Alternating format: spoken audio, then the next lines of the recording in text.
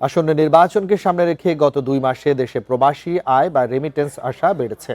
চলতি মাসের প্রথম 4 দিনে 50 কোটি 60 লাখ ডলার অর্থাৎ 6,173 কোটি টাকার সমপরিমাণ প্রবাসী আয় এসেছে। বাংলাদেশ ব্যাংকের তথ্য মতে গত বছরের ফেব্রুয়ারির প্রথম 4 দিনে 42 কোটি 20 লাখ ডলারের প্রবাসী আয় এসেছিল। সেই হিসাবে চলতি মাসের প্রথম 4 দিনে প্রবাসী আয় আসা বেড়েছে 19.8%। ব্যাংক কর্মকর্তারা জানান, সাধারণত দেশে 2 ঈদের আগে প্রবাসী আয় বেশি আসে। এখন মূলত নির্বাচনকে কেন্দ্র করে প্রবাসী আয় আসা বেড়েছে।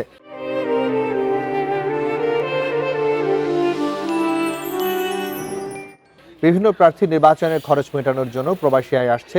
কেন্দ্রীয় ব্যাংকের তথ্য অনুযায়ী 2025 সালে সব মিলিয়ে দেশে 3,282 কোটি ডলারের প্রবাসী আয় এসেছিল। এই আয় বাংলাদেশ ব্যাংকে গচ্ছিত বর্তমান বৈদেশিক মুদ্রা রিজার্ভ বা মজুদের প্রায় সমান।